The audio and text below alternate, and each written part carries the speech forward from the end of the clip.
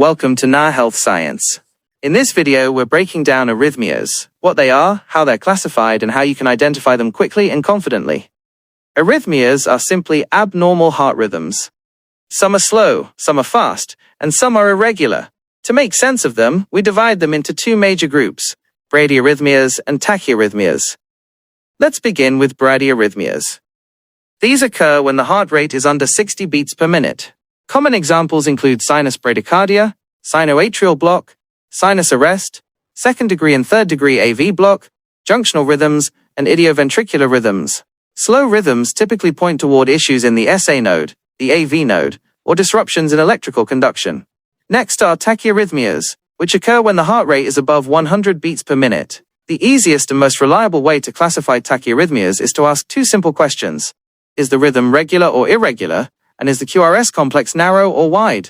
Regular and narrow complex tachyarrhythmias include sinus tachycardia, atrial tachycardia, junctional tachycardia, AV-NRT, orthodromic AVRT, and atrial flutter. These rhythms usually originate above the ventricles, which is why they produce a narrow QRS. When the rhythm is regular and the QRS is wide, the possibilities include supraventricular tachycardia with a bundle branch block, ventricular tachycardia, and antidromic AVRT. Wide rhythms often indicate that the ventricles are being activated abnormally or from an ectopic focus. Irregular, narrow complex tachyarrhythmias include atrial fibrillation, atrial flutter with variable block, multifocal atrial tachycardia, and premature atrial contractions.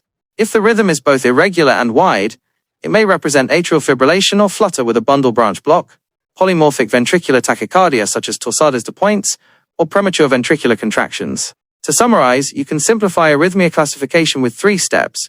Determine whether the heart rate is slow or fast, identify whether the rhythm is regular or irregular, and look at whether the QRS complex is narrow or wide. This framework helps you quickly narrow down the possibilities and understand what you're seeing. Thank you for watching Na Health Science. If you found this explanation helpful, consider subscribing for more clear and practical medical content. See you in the next video.